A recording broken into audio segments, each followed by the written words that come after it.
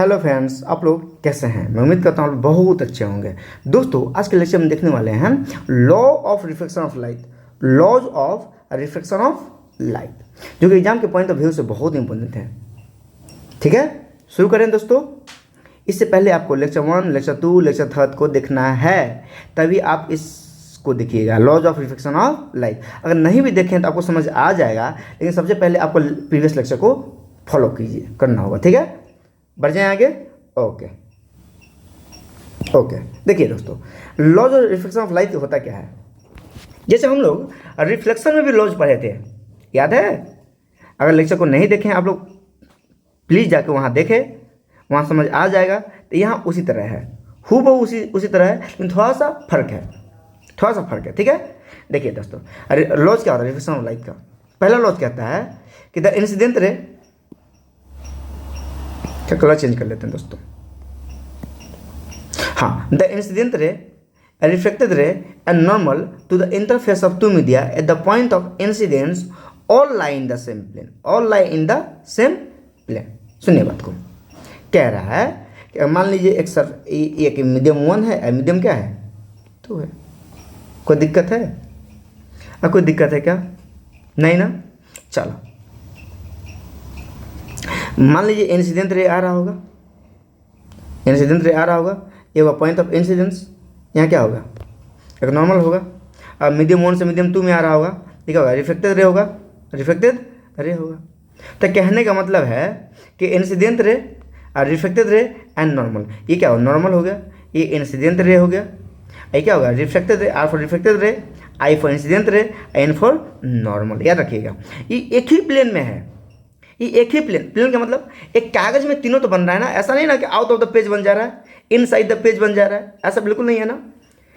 एक ही प्लेन का मतलब है कि एक ही प्लेन बन रहा है ना, आउटसाइड द पेज बन रहा है कोई इंसिडेंट रे, नॉर्मल और रिफ्लेक्टेड रे, ना आउटसाइड द पेज बन रहा है ना इनसाइड द पेज बन रहा है। उसको बोलते हैं all lie in the same plane, हो गया। कोई दिक्कत? अच्छा, फर्स्ट क्लियर हो गया। सेकेंड देखिए, सेकेंड बहुत इंपॉर्टेंट है। The ratio of sine of angle of incidence to the sine of angle of reflection is a constant। ठीक है, इसको क्या बोलते हैं, स्नेल्स लॉ ऑफ रिफ्रैक्शन। क्या बोलते हैं, स्नेल्स लॉ ऑफ रिफ्रैक्शन। बिल्कुल समझ नहीं आया होगा, ये मैंने फॉर्मूला इजाद नहीं किया है। ठीक है, ये स्नेल साहब थे, वही फॉर्मूला दिए हैं। साइन आई बटे साइन आर का वैल्यू क्या होता है, कांस्टेंट। क्या होता है, कांस्टेंट होता है। मतलब ये एंगल क्या होगा, आई, ये एंगल क्या होगा, आई, ये एंगल क्या होगा, आर होगा। तो साइन आई बटे साइन आर कितना हो जाएगा, बताइए दोस्तों, कितना हो जाएगा। साइन आई बटे साइन आर कितना होगा, साइन आई बटे साइन आर क्या होगा, कांस्टेंट। क्या होगा, कांस्टेंट हो जाएगा। ये हमने कुछ नहीं दिया है। ठीक है, आपको सबसे पहले आपको 0 डिग्री, 30 डिग्री, 45 डिग्री, 60 डिग्री और 90 डिग्री का फॉर्मूला आना चाहिए साइन का। साइन 0 का वैल्यू कितना होता है, 0 होता है।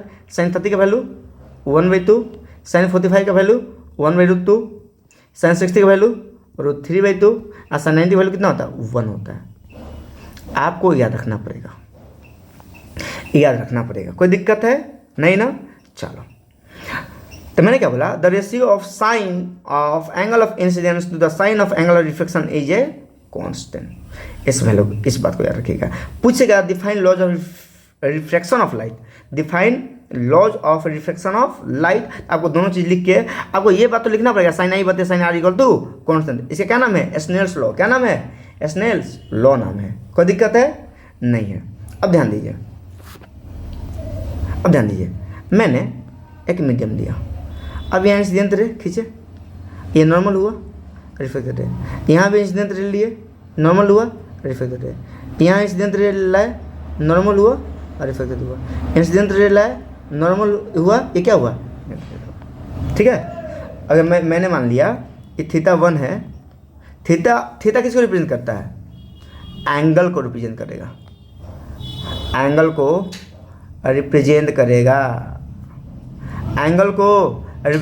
थीटा। यही एंगल है, 0, 30, 45, 60 और 90, बहुत सारे हैं आगे भी। आपको इतना ही कम से कम ध्यान रखना है। θ1 मान लो, अब कभी भी ना ये एंगल इसके इक्वल नहीं होगा, क्योंकि रिफ्लेक्शन हो रहा है ना, कभी नहीं। θ2 मान लेते हैं, इसको θ3 मान लेते हैं, इसको 4 मान लेते हैं, एक और थीटा 5 मान लेते हैं, एक और थीटा 6 मान लेते हैं, एक और थीटा 7 मान लेते हैं, या थीटा 8 मान लेते हैं। कोई दिक्कत?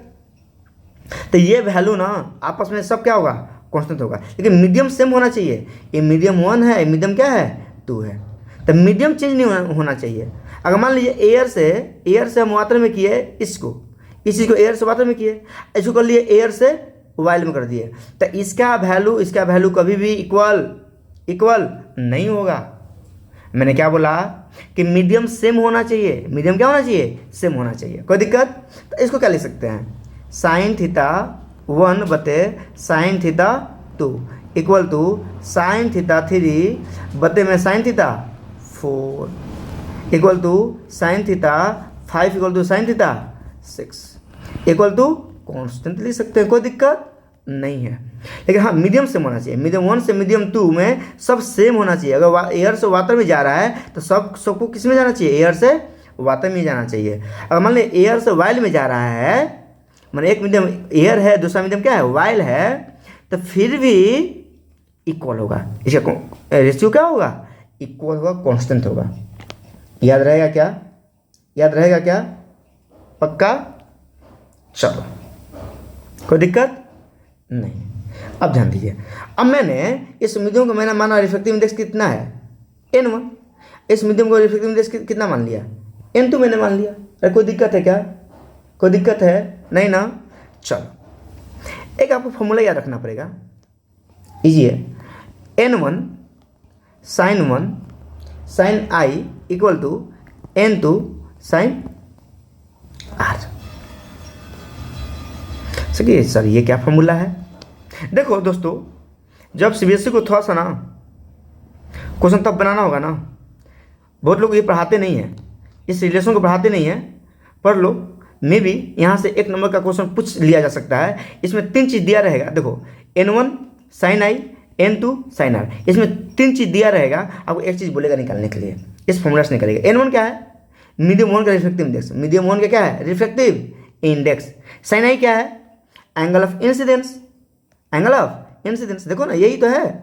यहाँ थीटा 1 लिख दिए, यहाँ क्या लिख दिया, i लिख दिए, तो यही बात है। n2 मीडियम 2 का रिफ्रैक्टिव इंडेक्स, मीडियम 2 का रिफ्रैक्टिव इंडेक्स। और साइन r क्या है, एंगल ऑफ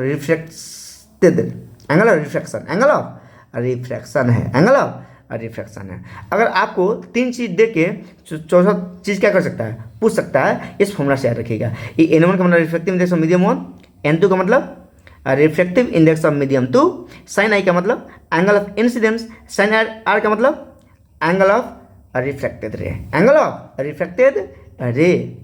आपको याद रहेगा, इसमें 3 चीज़ देगा, 1 चीज़ पूछेगा। मैं बार बार कह रहा हूँ, ये पूछ सकता है, बहुत लोग इसको पढ़ाते नहीं हैं। ठीक है, कोई दिक्कत है नहीं?